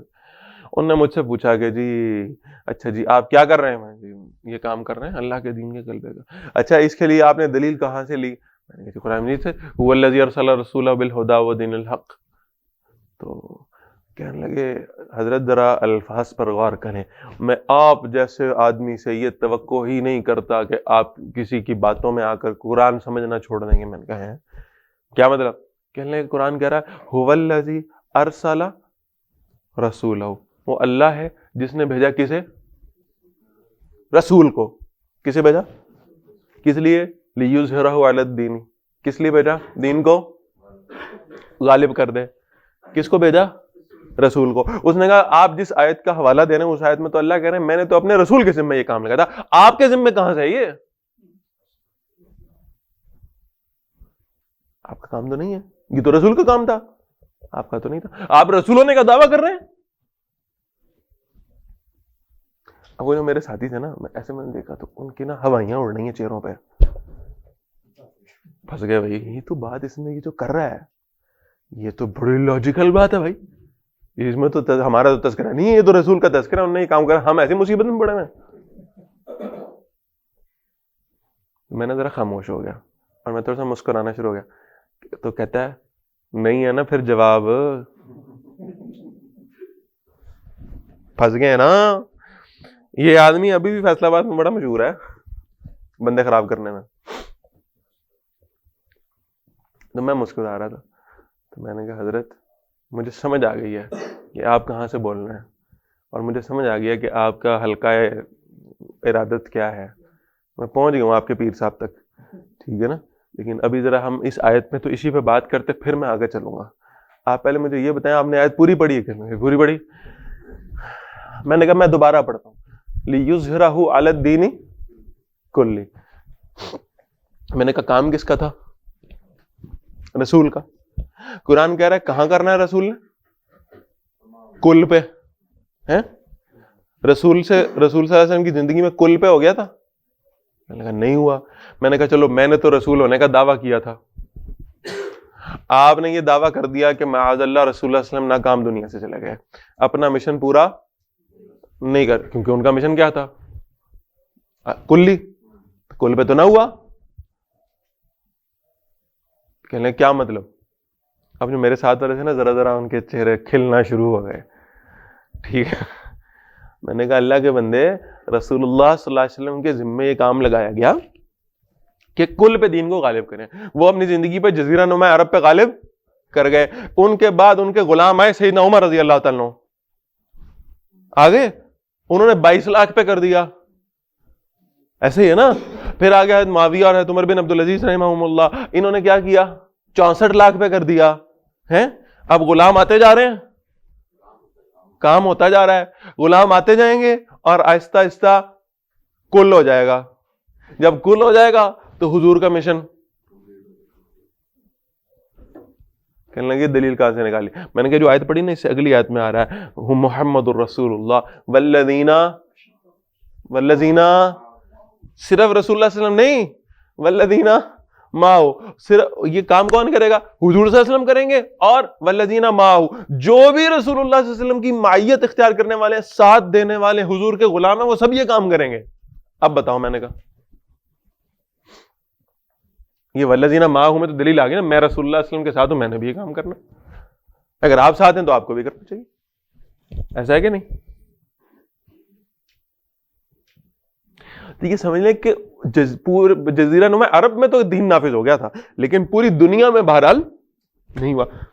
اور اللہ کے رسول صلی اللہ علیہ وسلم نے اس بات کی کا وعدہ فرمایا ہے کہ دنیا کے ختم ہونے سے قبل ایک وقت آئے گا جب ایک جھونپڑا بھی ایسا نہیں بچے گا جس میں اللہ کا دین داخل نہ ہوا، ایک جھونپڑا بھی نہیں بچے گا.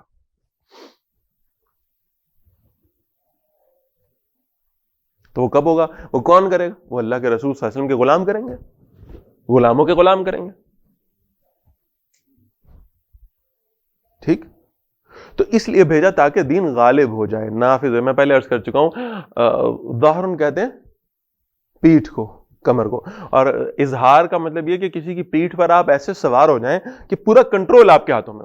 لِيُظْهِرَهُ عَلَى الدِّينِ كُلِّهِ، اس کل کے اوپر، اس کائنات پہ، اس زمین کے اوپر اللہ کا دین ایسے سوار ہو جائے کہ اس دنیا کی لگامیں اللہ کے دین کے ہاتھوں میں ہو، اور اللہ کا دین جو کہہ رہا ہوگا وہ قانون اس دنیا میں چل. اور اس میں یہ بات ذہن میں رکھیے گا، یہ تبھی ممکن ہو پائے گا کہ جب نظام جو ہے نا وہ تبدیل ہو. یعنی یہ آپ کہیں کہ یہ بھئی غلبہ دین ہوگا اسی جمہوریت میں رہتے ہوئے، یا اسی کمیونزم میں رہتے ہوئے، یا اسی اشتراکیت میں رہتے ہوئے، یا اسی بادشاہت میں، ملوکیت میں رہتے ہوئے، اس کا کوئی امکان موجود نہیں ہے. اس لیے کہ یہ وہ نرسریاں نہیں ہیں جہاں سے آپ کو وہ حکمران پیدا ہو کر ملے. آپ نے بہت سال کوشش کر لی نا، ابھی بھی کر رہے ہیں، اور کرتے رہیں آپ جب تک آپ کا دل کرتا ہے. ٹھیک ہے نا؟ تو ان نرسریوں سے آپ کو وہ حکمران، وہ شخص مل ہی نہیں سکتا کہ جو رات کو آ کر آپ کے دروازے پہ دستک دے اور آپ سے پوچھے کہ کھانا کھایا کہ نہیں کھایا. یہ نہیں ملے. یہ ملے گا تو خلافت کی نرسری سے ملے گا. اب آپ خلافت کا نام لینے سے کتنا ہی ڈر جائیں گے، اب آپ کا خوف ہے، لیکن اصل بات یہ ہے کہ وہ خلافت راشدہ ہی کا نظام ہے جس کے اندر سے آپ کو ایسے لوگ میسر آئیں گے، ایسے لوگوں کی تربیت ہوگی، ایسے لوگوں کا تزکیہ ہوگا جو اب امیر المومنین ہے اور 22 لاکھ مربع میل کا حکمران ہے، اور وہ اناج کی بوری اپنے کندھوں پہ اٹھا کر آپ کے گھر چھوڑ کے جائے گا. کبھی آپ تصور کر کے دیکھیں، آپ ڈیموکریسی جو ہے نا وہ اس میں رہتے ہیں، ماشاءاللہ بڑا خوبصورت نظام آپ کے پاس ہے، آپ نے وضع کیا ہے. آپ کبھی، ویسے ہی جنرل کہہ رہا ہوں، آپ کبھی سوچیں کیا اس ڈیموکریسی کے نظام میں آپ کے علاقے کا ایم این اے یا ایم پی، کبھی آپ تصور کریں کہ رات کو دروازہ کھٹ کر آپ کے ذہن میں بھی کبھی آیا کہ باہر ایم این اے صاحب کھڑے ہوں گے اور انہوں نے کوئی جو ہے نا وہ گندم کی بوری اٹھائی ہوگی اور کہیں گے حضرت آپ کے گھر میں کنک ختم ہو گئی تھی، میں دینے آیا ہوں. ایسا تصور بھی آپ کو مذاکرہ خیز لگے گا اس ڈیموکریسی کے نظام میں. اور آپ اس کو کہیں بیان کر دیں، کسی مسجد میں، کسی 4 لوگوں کے اجتماع میں، کہیں کسی چوپال میں بیٹھے ہوئے، کسی جو ہے نا چارپائی پہ چوک، محلے کے چوک میں بیٹھے ہوئے، کہیں 4 لوگوں کے سامنے آپ یہ کہیں کہ یار اپنا کتنا مزہ ہے نا کہ اپنے ایم این اے صاحب جو ہے نا وہ بوری اٹھا کے گھر آئے میرے، تو لوگ آپ کو پاگل خانے میں داخل کرانے کے لیے انشاءاللہ تعالی تیار ہوں گے کہ حضرت ایک ڈاکٹر ہے دماغی امراض کا، آپ چیک کراتے ہیں آپ کو. ایسے ہی ہے نا؟ وہاں یہ ہو رہا ہے، پریکٹیکلی ہو رہا ہے.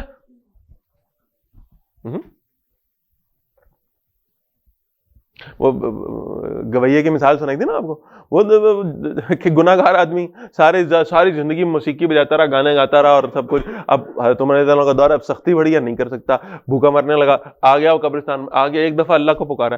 اب عمر ابن خطاب رضی اللہ عنہ کے خواب میں کسی نے آواز دی، اللہ نے کہا جا وہ میرا ایک بندہ ہے وہ قبرستان میں بھوکا بیٹھا ہے، جا عمر اس کو روٹی کھلا. تو حضرت اب یہ ان کے پروٹوکول دیکھ لیں آپ اور ادھر دیکھ لیں. حضرت عمر رضی اللہ عنہ خود کہتے ہیں وہ میرا امامہ سونے لگے تھے نا، جب امامہ اتار کے سائڈ پہ رکھا ہوا تھا، جوتا اتار کے سائڈ پہ رکھا ہوا تھا، ہے سب کچھ، تو کہنے لگے کہ میری آنکھ کھلی، میں نے کہا پتہ نہیں کون سا ولی اللہ بیٹھا ہے قبرستان میں. کہہ رہے میں نے امامہ بھی نہیں پہنا، جوتا بھی نہیں پہنا، مجھے اللہ نے حکم دیا جا اس کو روٹی کھلا، میں ویسے ہی بھاگا ہوں بغیر امامے اور جوتے کے. کوئی تصور چلیں کہ یہ یونین کونسل کے ناظم کا ہی سوچ لیں، کوئی شاید یہی آ جائے. صدر وزیر اعظم کا آنا تو ممکن نہیں ہے، کوئی یونین کونسل کا ناظم ہی آپ کے گھر آ جائے کبھی پوچھنے کے لیے حضرت آپ ٹھیک ہیں کہ نہیں ٹھیک. یہ آئیں گے ضرور انشاءاللہ تعالی. یہ تب آئیں گے جب الیکشنوں میں کوئی 2 مہینے رہ جائیں گے بس. اس سے پہلے ان کے چہروں کی زیارت کرنا تقریباً ناممکنات میں سے ہے. ایسے ہی یہ نرسری وہی ہوگی. تو اللہ تعالیٰ نے کیا، اب سنیں ذرا، یہ بہت اہم بات ہے. وَكَفَى بِاللَّهِ شَهِيدًا. شہید قرآن مجید میں 2 معنوں میں آیا ہے. پہلا معنی اس کا ہے گواہی دینے والا، گواہی دینے والا. اور دوسرا آیا مددگار. وَكَفَى بِاللَّهِ شَهِيدًا. ایک تو بڑی سادہ بات ہوگی، یہ کام تم کرو گے نا اللہ کے دین کو غالب کرنے کا. وَكَفَى بِاللَّهِ شَهِيدًا. اس کام میں تمہاری مدد، تمہارے پاس اسباب نہیں ہوں گے، لوگ نہیں ہوں گے، تعداد نہیں ہوگی، کچھ بھی نہیں ہوگا، مدد کس کی آئے گی؟ اللہ کی. یہ غالب ہوگا تو اللہ کی مدد سے ہوگا، لوگوں سے نہیں ہوگا، اسباب سے نہیں ہوگا، سامان سے نہیں ہوگا، ہتھیاروں سے نہیں ہوگا،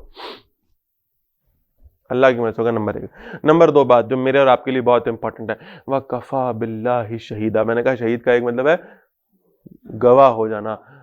ٹھیک ہے، دین نافذ ہوتا ہے یا نہیں ہوتا؟ تم نے جو بھی اس کے لیے کوشش کی ہوگی نا، وَكَفَى بِاللَّهِ شَهِيدًا. اللہ اس پر گواہ کے طور پر کافی. اللہ قیامت والے دن خود گواہی دے گا، یہ میرا بندہ میرے دین کی محنت کر کے آیا ہے. بس اللہ گواہی دے. وَكَفَى بِاللَّهِ شَهِيدًا. اللہ گواہ کے طور پر کافی ہے. دین غالب ہوا نہیں ہوا یہ چھوڑ دیں بات. آپ وہ کوشش کرتے رہے، کرتے کرتے دنیا سے رخصت ہو گئے. ایسے ہی نا، اب ہماری زندگی میں پتہ نہیں ہوتا یا نہیں ہوتا، چراغ زندگی ہوگا فیروزاں، ہم نہیں ہوں گے. چمن میں آئے گی فصل بہاراں، ہم نہیں ہوں گے. وہ فصل بہار تو آئے گی، وہ امام مہدی تو آئیں گے اور وہ دین نافذ ہوگا، خلافت آئے گی انشاءاللہ. ہم پتہ نہیں اس وقت ہوں گے یا نہیں ہوں گے. ہم نہیں بھی ہوں گے. اگر ہم یہ کام کرتے دنیا سے چلے گئے تو انشاءاللہ اللہ ہمارے حق میں قیامت والے دن گواہی دیں گے کہ انہوں نے ساری زندگی یہ کام کیا ہے. وَكَفَى بِاللَّهِ شَهِيدًا. اللہ کی گواہی کافی.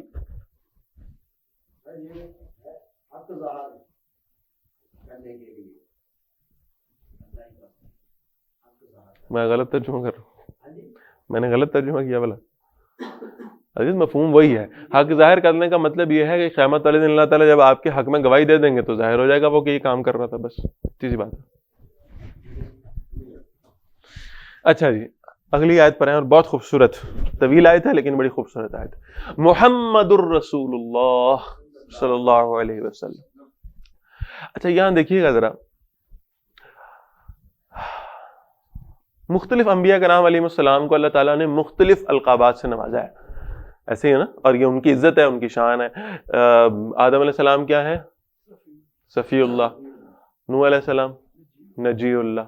اور اسماعیل علیہ السلام ذبیح اللہ. اور ابراہیم علیہ السلام خلیل اللہ. اور موسیٰ علیہ السلام کلیم اللہ. اور عیسیٰ علیہ السلام روح اللہ. یہ سارے القابات.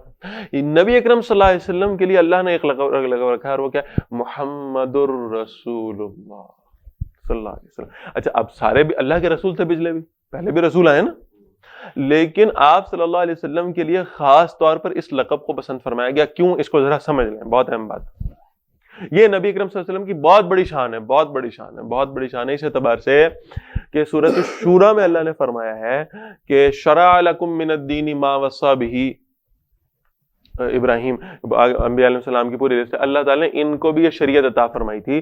اللہ تعالیٰ نے ان انبیاء علیہ السلام کی ذمہ بھی کام لگایا تھا، اور کام کیا تھا؟ ان اقیموا الدین ولا تتفرقوا فیہ. دین کو قائم کرو اور اس بارے میں تفرقے میں مت پڑنا. یہ کام اللہ نے سب کے ذمے لگایا، اور پریکٹیکلی اس دین کو امپلیمنٹ کر کے، نافذ کر کے، غالب کر کے کس نے دکھایا؟ محمد رسول اللہ صلی اللہ علیہ وسلم نے. اس کا مطلب یہ ہے کہ رسالت اپنے کمال کو پہنچی ہے آپ صلی اللہ علیہ وسلم کے عہد میں. یہ بات آ رہی نا. باقی سب کی جو نبوت ہے، رسالت ہے، وہ ایک خاص وقت کے لیے، شریعت ایک خاص وقت کے لیے، کتاب ایک خاص وقت کے لیے، کسی خاص قوم کے لیے. ایسے ہی ہے. نبی اکرم صلی اللہ علیہ وسلم کا معاملہ یہ نہیں ہے. آپ صلی اللہ علیہ وسلم کی شریعت قیامت تک کے لیے، کتاب قیامت تک کے لیے، نبوت قیامت تک کے لیے، اور کسی قوم کے لیے نہیں، ساری کائنات کے لیے. انبیاء تو انبیاء، انسان تو انسان ہے. جنوں نے بھی اگر فلاح پانی ہے تو رسول اللہ صلی اللہ علیہ وسلم کو نبی ماننا پڑے گا. ایسے ہی ہے. کنکریوں نے بھی اگر کلمہ پڑھنا ہے تو پڑھا ہے نا ابو جہل کی مٹھی میں، انہوں نے بھی کلمہ رسول اللہ کا پڑھنا ہے صلی اللہ علیہ وسلم. اگر کسی گوہ نے گواہی دینی ہے تو اس نے بھی گواہی نبی اکرم صلی اللہ علیہ وسلم کی رسالت دینی. انسان تو بڑی دور کی بات رہے گی. یونیورسل اور تا قیامت. اور اللہ کے رسول صلی اللہ علیہ وسلم نے اس شریعت کو نافذ کر کے دکھایا. باقی انبیاء اور رسول نے بھی یہ کام کیا ہے, انہوں نے اپنی مقدور بھر کوشش کی, لیکن ان کی زندگیوں میں یہ ہو نہیں پایا, اور یہ قطعاً ان کی ناکامی نہیں ہے, وہ اپنی ذمہ داری پوری کر گئے. لیکن وہ چونکہ ظاہر ہے وہ ٹیمپریری ان کی شریعتیں تھیں اور بعد میں چینج ہونی تھی. نبی اکرم صلی اللہ علیہ وسلم کی شریعت چونکہ یونیورسل ہے, لہٰذا آپ صلی اللہ علیہ وسلم نے رہتی دنیا تک کے لیے ایک راستہ متعین کر دیا ہے کہ اگر تم دین غالب کرنا چاہتے ہو تو یہ اس کا طریقہ کار ہے, جس کو استاد محترم فرمایا کرتے تھے منہج انقلاب نبوی. یہ نبی اکرم صلی اللہ علیہ وسلم کے انقلاب لانے کا راستہ ہے, طریقہ کار ہے, وہ وضع کر دیا آپ صلی اللہ علیہ وسلم نے. اس اعتبار سے آپ صلی اللہ علیہ وسلم کے دور میں یہ دین غالب ہوا ہے, ورنہ کامیاب تو نوح علیہ السلام بھی 950 سال دعوت دی ہے, ایمان نہیں لائے لوگ ایسے. ورنہ بہرحال ایک بہت بڑی استقامت ہے, بہت بڑی استقامت ہے. 950 سال کا وقت بہت بڑی. پھر آخرکار قوم پہ عذاب آیا. اچھا, اب یہ بات ذہن میں رکھیے گا کہ یہ تو کلیئر ہوگی بات کہ رسالت اپنے کمال کو پہنچی ہے نبی اکرم صلی اللہ علیہ وسلم کے عہد میں, لہٰذا آپ صلی اللہ علیہ وسلم کے لیے جو لقب پسند فرمایا گیا وہ ہے محمد الرسول اللہ. آپ صلی اللہ علیہ وسلم کی ساری شان یہاں بیان ہوگی اسی ایک لفظ میں, اسی ایک لقب میں بیان ہوگی. اب یہ فرمایا والذین معہ, وہ لوگ جو رسول اللہ صلی اللہ علیہ وسلم کی معیت میں تھے, آپ صلی اللہ علیہ وسلم کے کا ساتھ دینے والے تھے. یہ ہے اصل اور اہم بات, جس کو سمجھ لیں. یہ پچھلے جو پہلے انبیاء اور رسول آئے ہیں ان کا بھی معاملہ یہی رہا کہ انہوں نے اپنی مقدور بھر کوشش کی اللہ کے دین کو غالب کرنے کی, لیکن انہیں ساتھی اس طرح کے میسر نہیں آ سکے, اس لیے کہ کام کیسے ہونا ہے, قرآن کہہ رہا ہے نا, جماعت کے ذریعے ہونا ہے, اکیلا آدمی نہیں کر سکتا. انبیاء علیہ السلام کو وہ ساتھی نہیں ملے جانسار جو اس مشن میں ان کا ساتھ دے سکتے. نبی اکرم صلی اللہ علیہ وسلم پر اللہ تعالیٰ نے یہ مہربانی فرمائی کہ آپ صلی اللہ علیہ وسلم کو جو ساتھی دیے گئے ہیں نا جی, یہ کون لوگ ہیں یہ ذرا سمجھ لیں. یہ امت مسلمہ میں افضل ترین لوگ نہیں ہیں. یہ بات سمجھ آ رہی؟ نبی اکرم صلی اللہ علیہ وسلم کی امت میں اللہ نے دیکھا اور اس میں جو افضل ترین لوگ تھے انہیں اللہ نے پسند فرما کر حضور کا صحابی بنا دیا, نہیں. امت میں نہیں, پوری کائنات میں آنے والے انسانوں میں آدم علیہ السلام سے لے کر اس کائنات کے آخری انسان تک انبیاء علیہ السلام بہترین قلوب والے لوگ تھے, انہیں اللہ نے الگ کیا. اور آدم علیہ السلام سے لے کر قیامت تک آنے والے آخری آدمی تک جتنی انسانیت ہے انبیاء کے علاوہ, ان میں سے جو بہترین قلوب ہے, صرف امت مسلمہ نہیں, ساری انسانیت سوائے انبیاء کے, ان کے قلوب کو اللہ نے دیکھا اور ان میں سے جو بہترین قلوب تھے حضور صلی اللہ علیہ وسلم خود فرما رہے ہیں اللہ نے انہیں چن کے میرا صحابی بنا دیا. اسی لیے آپ حضرت ابوبکر رضی اللہ عنہ کا جب ذکر آتا ہے تو آپ کہتے ہیں افضل البشر افضل الناس بعد الانبیاء. یہ تمام انسانیت میں انبیاء علیہ السلام کے بعد تمام انسانیت میں سب سے افضل ترین آدمی تھے, صرف امت مسلمہ میں نہیں. یہ وہ جانثار ساتھی تھے جو آپ صلی اللہ علیہ وسلم کو اللہ نے عطا فرمائے, اور بہترین لوگ تھے کائنات کے انبیاء کے بعد, اور انہوں نے پھر اپنا سب کچھ رسول اللہ صلی اللہ علیہ وسلم کے لیے لٹایا ہے, اس مشن کے لیے لٹایا ہے, اقامت دین کے لیے لٹایا. آپ اندازہ کیجئے, جس کو گھر چھوڑنا پڑا اس نے گھر چھوڑ دیا, جس کو مال چھوڑنا پڑا مال چھوڑ دیا, جس کو تجارت چھوڑنی پڑی تجارت چھوڑ دی. ایسے ہی ہے نا, سب کچھ چھوڑا. بڑا آسان کام تھا. حضرت ابو ہریرہ رضی اللہ تعالیٰ عنہ بھی اپنے آپ کو مواخات کے لیے پیش کر دیتے اور کسی مہاجر کے ساتھ آدھا حصہ لیتے اور مزے کی زندگی گزارتے, دین بھی چلتا دنیا بھی چلتی. نہیں, انہوں نے کہا میں نہیں لوں گا, میں تو اصحاب صفہ میں شامل ہوں گا. اور پھر حالت یہ تھی, یعنی آپ نے خود دیکھا ہے روایات میں, حضرت ابو ہریرہ رضی اللہ عنہ کہتے ہیں کہ جب ایک پیالہ دودھ کا آیا تو میں اتنے دنوں سے بھوکا تھا کہ رسول اللہ صلی اللہ علیہ وسلم کے پاس دودھ کا پیالہ, اور میں نے یہ سوچا کہ آپ صلی اللہ علیہ وسلم یہ دودھ کا پیالہ مجھے عنایت فرمائیں گے, لیکن آپ صلی اللہ علیہ وسلم نے کہا ابو ہریرہ جاؤ اپنے سارے ساتھیوں کو اکٹھا کرو. تو میں نے کہا ایک پیالہ اور اتنے سارے لوگ کیا فائدہ ہوا. کہنے بہرحال حضور کا حکم تھا, میں نے بلا لی, سارے بیٹھ گئے. کہنے اب دائرے میں, اب ان کو بھوک لگی ہوئی تھی, دھیان سارا ادھر تھا. اب کہنے میں بائیں طرف آ کے بیٹھ گیا, حضور نے پیالہ دائیں طرف چلا دیا. میرے آتے تک تو نہیں بچتا بھائی، میری باری تو. کہنے لگے میں اپنی جگہ پر بیٹھا تھا اور میں اپنے پاؤں کے پنجوں پر، میں حدیث پڑھ کے لرز جاتا ہوں خدا کی قسم. وہ کہتے ہیں میں اپنے پاؤں کے پنجوں پر اونچا ہو رہا تھا کہ شاید اللہ کے رسول صلی اللہ علیہ وسلم کی نظر میرے چہرے پر پڑے اور میرے چہرے کا ذوف آپ کو نظر آئے اور آپ مجھے کہیں اور تسی رہن دیو سارے پہلے ابو ہریرہ نو دیو. لیکن آپ اصل میں ادھر سے دودھ چلا کر میں نے کہا میرے تک تو نہیں پہنچتا، اللہ ہی میرے لیے کفایت کرے گا. اور کہتے ہیں جب دودھ کا پیالہ مجھ تک پہنچا تو لبالب بھرا ہوا تھا، ساروں نے پی لیا، ایک گھونٹ کم نہیں ہوا اس پہلے میں سے.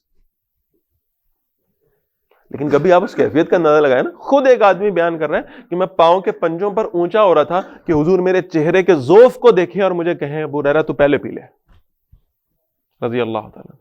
لیکن یہ انہوں نے قربانیاں دی ہیں نا، انہوں نے اپنا سب کچھ لگایا ہے نا، کھپایا ہے، اور پھر اس کا بدلہ کیا ہے.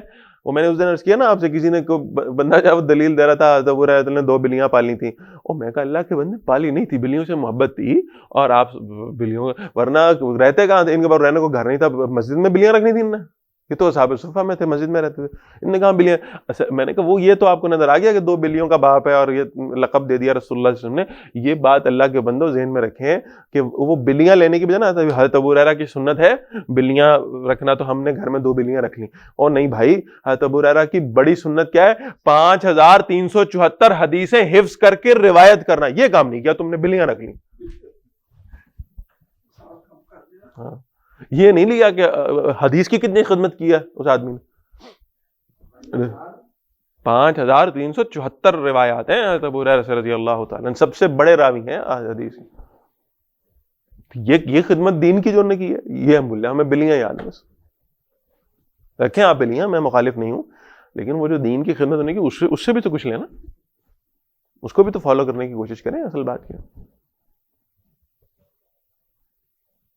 تو یہ وہ جانثار لوگ تھے جن نے اپنا سب کچھ رسول اللہ صلی اللہ علیہ وسلم پر لٹایا ہے، قربان کیا لٹرلی. محمد رسول اللہ والذین معہ، اور وہ لوگ جو رسول اللہ صلی اللہ علیہ وسلم کے ساتھ ہیں. اچھا، اس میں ایک بڑی خوبصورت بات اور آتی ہے، والذین معہ سے کیا مراد ہے؟ شاباش.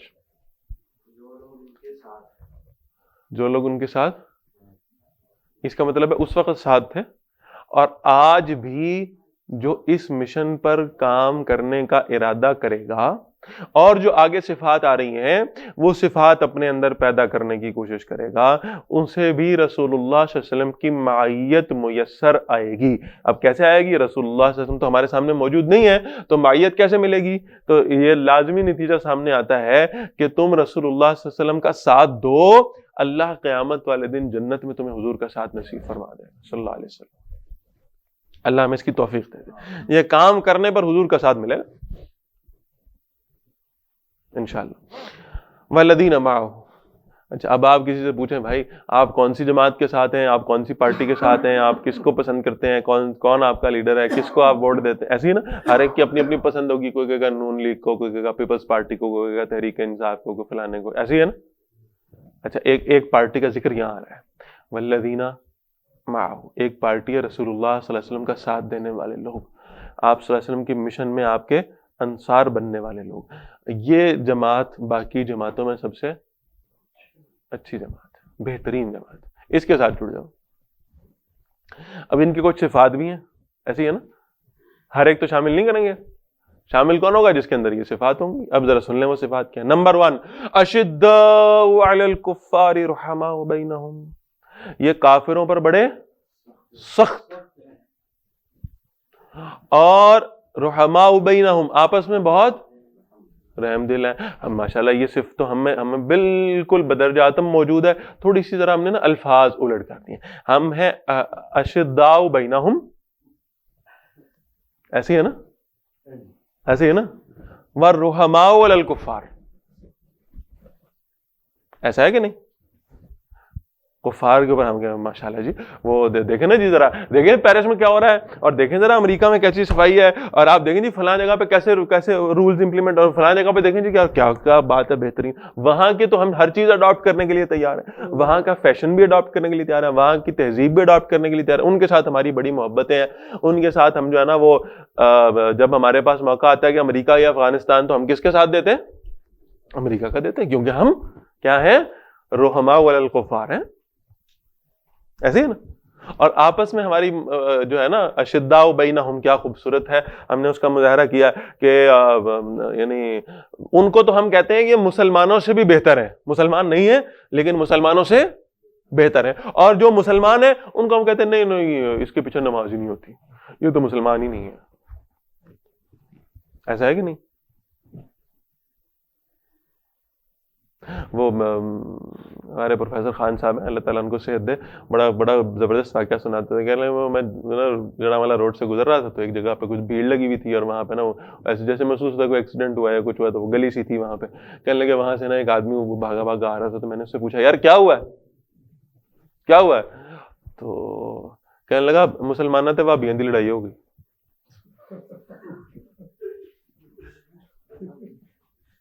ہاں مسلمانوں سے وہابیوں کی لڑائی ہوگی. یہ ہمارا حال ہے. ہم ایک دوسرے کو مسلمان ماننے کو تیار نہیں, ایک دوسرے کے پیچھے نمازیں پڑھنے کو تیار نہیں. ان کو ہم کہتے ہیں انہیں کہ مسلمان تو نہیں ہیں پر مسلمانوں سے بہت بہتر ہیں. دیکھیں نا ان کی صفائی دیکھیں ان کی.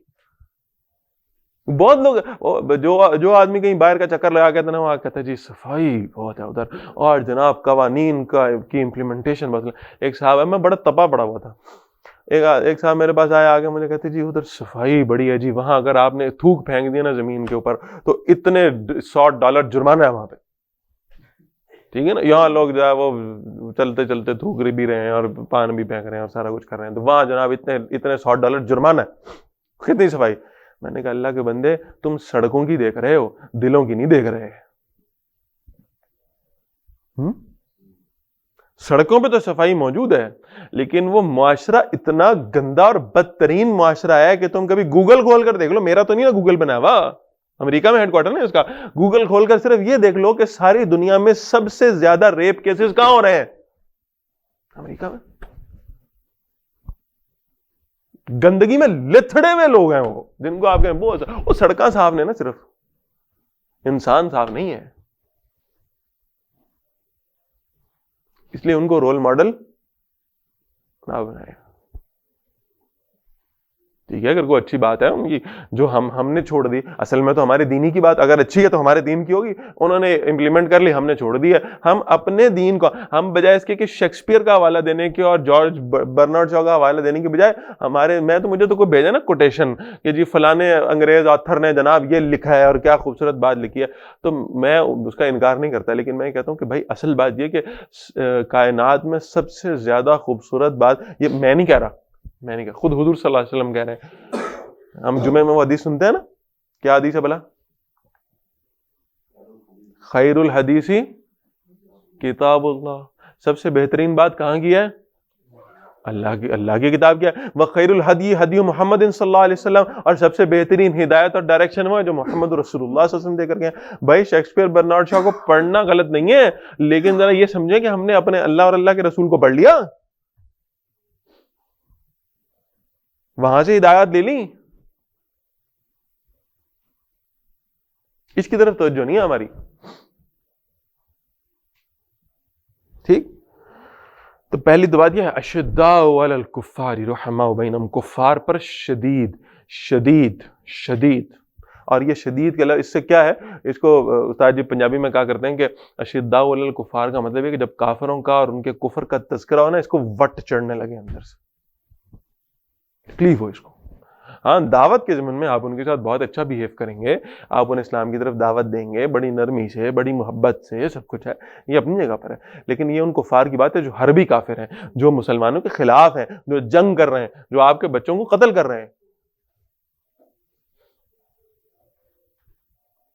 آ رہی نا بات سمجھ میں؟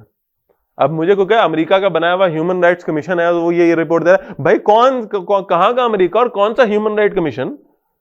یہ ہیومن رائٹس سے جو افغانستان میں کر کے گئے, وہ یہ ہیومن رائٹس سے جو عراق میں کیا انہوں نے, یہ ہیومن رائٹس سے جو اس وقت بھی شام میں کرے. خدا کی قسم میں آپ کو واقعات سناؤں نا, دل پھٹ جاتا ہے اگر آپ شام کے واقعات سنیں, جو کچھ وہاں پہ ہو رہا ہے. آپ کو علم نہیں ہے, میڈیا بتا ہی نہیں رہا, دل پھٹ جاتا ہے. یہ ہیومن رائٹس سے جو کر رہے ہیں وہاں, میں قسم کھا لوں تو ہانس نہیں ہوگا.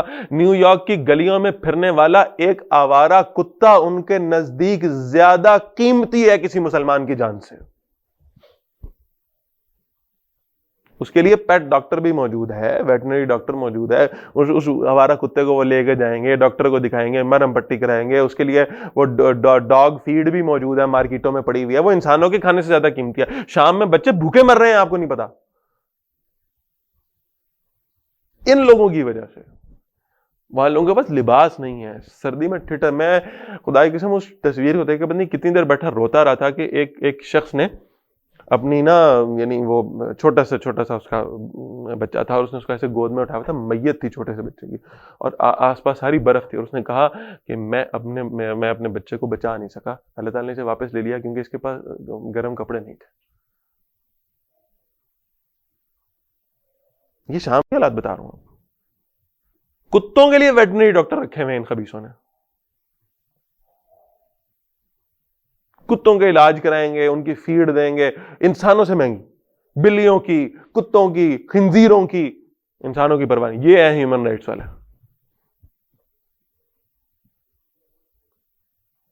الشداء علی الکفار, ان حربی کافروں کے ساتھ آپ کے دل میں نفرت ہونی چاہیے, اور اس نفرت کا بہت بڑا مظہر ہے, یاد رکھیے گا, میں ہر اس چیز کو ترک کروں گا جو وہاں سے درآمد شدہ ہوگی, ہر اس تہذیب کو رد کروں گا جو وہاں سے درآمد شدہ ہوگی, ہر اس کلچر کو رد کروں گا, ہر اس فیشن کو رد کروں گا جو وہاں سے درآمد شدہ ہوگی. یہ کیا ہے میرے نبی نے صلی اللہ علیہ وسلم. جب معلوم ہوا یہ بال لمبے رکھتے ہیں, آپ نے بال کٹوائے ہیں, اور جب معلوم ہوا یہ بال کٹواتے ہیں, بالکل چھوٹے چھوٹے بال رکھتے ہیں, تو آپ صلی اللہ علیہ وسلم نے زلفیں رکھی ہیں.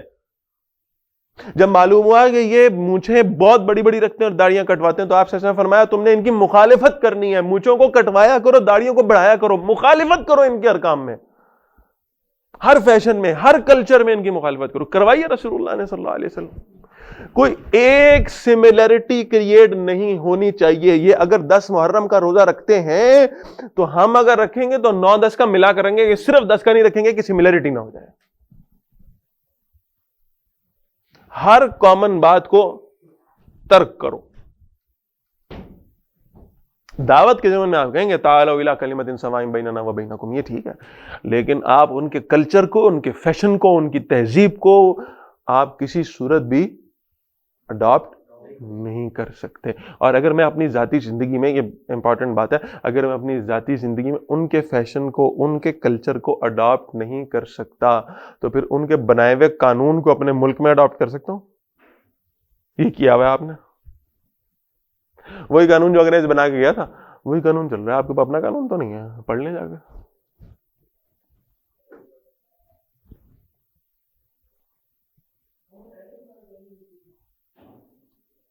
یہ ہے وہ بڑی شدید بات جس کی طرف ہماری قطعاً توجہ نہیں ہے.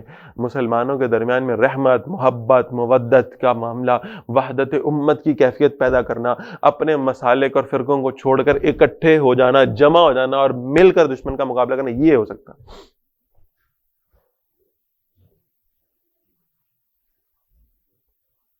لیکن ان کی جب بات آئے گی تو پھر ان کی مخالفت ہے, ان سے نفرت ہے, ان سے تکلیف ہے, ان سے کراہت ہے, جو حربی کافر نہیں ہونی چاہیے.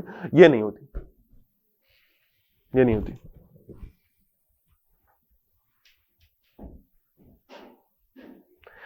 اس پر بہرحال بہت غور کرنے کی ضرورت ہے, بہت غور کرنے کی ضرورت ہے.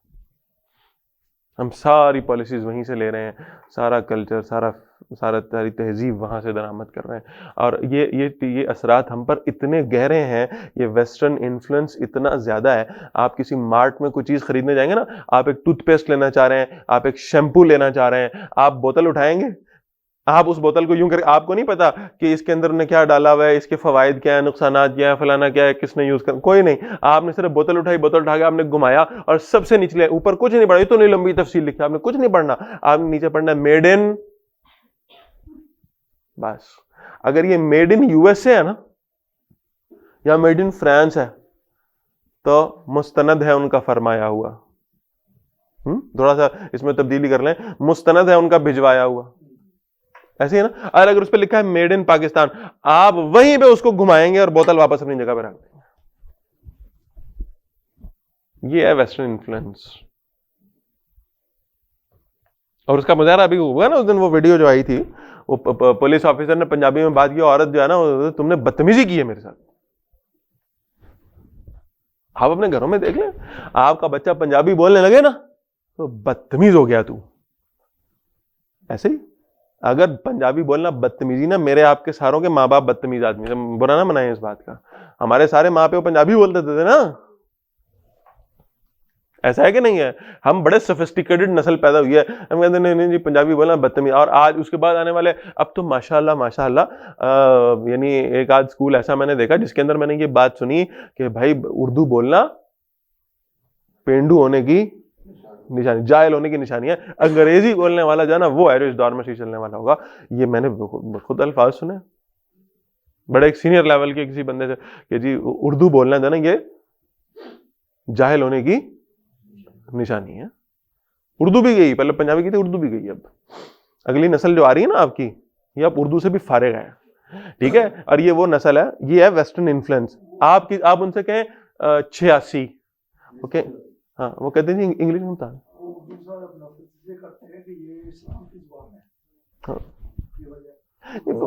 ویسے ہی آپ کا کلچر نے ختم کر دیا ہے. دیکھیں نا, ہم کراچی گئے, ہم اسکول میں بیٹھے ہیں, سندھ ٹیکسٹ بک بورڈ اس میں بہت کباہتیں ہوں گی, لیکن اس معاملے میں کم از کم وہ ہم سے بہتر ہے کہ سندھ ٹیکسٹ بک بورڈ میں سندھی کو انہوں نے as a major subject include کیا ہے. کراچی میں بھی باہر کرتے نا, اندرون سندھ میں کرتے تو اور بات. کراچی میں جو بڑے ادارے ان میں بھی سندھی کو as a major subject include کیا گیا ہے. ہمارے یہاں جو بچہ پنجابی کا لفظ بولتا ہے کہتے ہیں اے جاہل ہے. یہ ویسٹرن انفلوئنس ہے ہمارے اوپر. یہ انفلوئنس جب تک نہیں اٹھے گا نا, یہ شدہ الکفار والی, آپ نے کس سے لڑنا ہے؟ جن کا شیمپو استعمال کر رہے ہیں, جن کی ٹوتھ پیسٹ استعمال کر رہے ہیں, جن کا صابن استعمال کر رہے ہیں, جن کے کپڑے استعمال, ان سے لڑنا ہے آپ نے. کھے اور سوا لڑیں گے آپ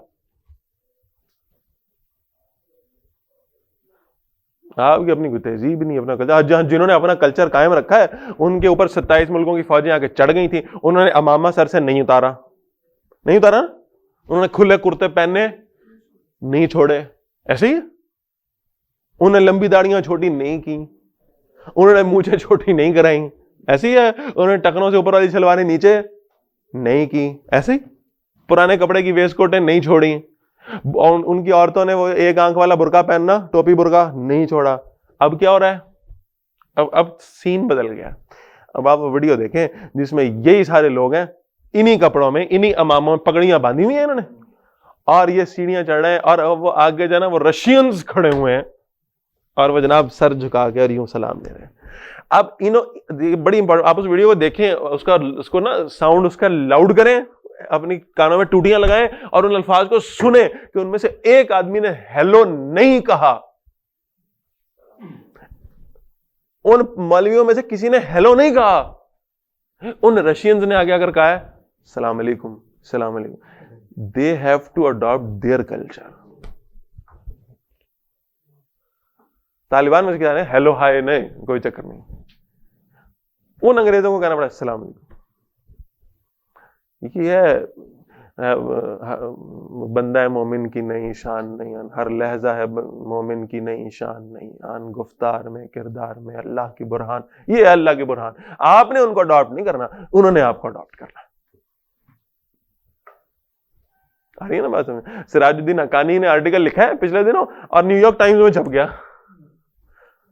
ہاں, سراج الدین حقانی, یہ طالبان کمانڈر ہیں, جلال الدین حقانی کے بیٹے, ان کا آرٹیکل نیو یارک ٹائمز نے چھاپا ہے, اور اس پر اب امریکہ میں کھلبلی مچی ہوئی ہے کہ ساری زندگی ان کی مخالفت کرتے رہے, اب ان کا آرٹیکل ہمارے میڈیا میں آ کے چھپ رہا ہے. یہ حضرت آپ کو یہ اپنانا پڑے گا, پھر اللہ آپ کو وہ رعب اور جلال عطا فرمائے گا کہ آپ کی چیزوں کو لوگ اڈاپٹ کرنے میں مجبور ہوں گے. ویسے نہیں ہے, ٹھیک ہے نا. وہ مفتی ابو لبابہ صاحب جو لکھتے ہیں کہ وہ ایک بابے کو میں نے دیکھا, وہ جمعے والے دن مسجد کے باہر کھڑا اور بچوں میں نا وہ چیزیں تقسیم کر رہا تھا, تو ٹوپیاں اور وہ تلواروں کا ماڈل بنایا ہوا یہ وہ, تو کہنے لگے, میں اس کے پاس گیا, میں نے اسے پکڑ لیا, میں نے کہا یار اپنا کیا سین ہے؟ اس نے کہا جی میں تو سرکاری ملازم ہوں, میں تو اپنی جاب کرتا ہوں, اپنے پیسے بچاتا ہوں, ان سے یہ چیزیں خود بناتا ہوں ہاتھوں سے, اور بچوں میں نا فری آف کاسٹ تقسیم کرتا ہوں, بیچتا نہیں, جو ہر جمعہ والے دن جامع مسجد کے بعد. اور اس لیے کہ یہ ٹوپی خلافت عثمانیہ کی نشانی ہے, یہ تلوار خلافت عثمانیہ کی نشانی ہے, یہ جبہ خلافت عثمانیہ کی نشانی ہے, ٹھیک ہے نا. یہ میں بچوں کو اس لیے تقسیم کر رہا ہوں انہیں اپنا کلچر یاد آئے. یہ وہ ٹوپیاں پہنے جو ہمارے خلفاء پہنا کرتے تھے, وہ ریورٹ ہو رہے ہیں, وہ ہم سے زیادہ سیکولر ریاست تھی، وہ ریورٹ ہو گئے، ہم نہیں ہوئے. ٹھیک ہے جی. سبحانک اللہم و بحمدک، نشہد ان لا الہ الا انت، نستغفرک و نتوب الیک.